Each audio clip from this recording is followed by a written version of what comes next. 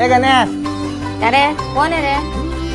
साग्या तू केव्हा आला बेटा? मी 2-3 दिवस झाले आलोय. कुठे गेला तो? तो तलावर गेला बेटा. तलाववर. हा, हा ठीक आहे ठीक आहे, येतो आई. बाय. हा बाय. बाय.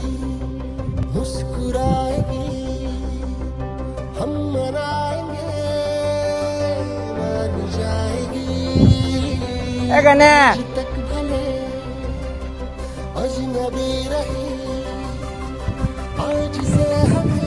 ए गण्या.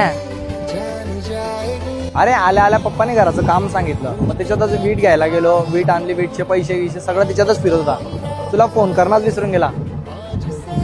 हे गण्या, सॉरी ना डार्लिंग.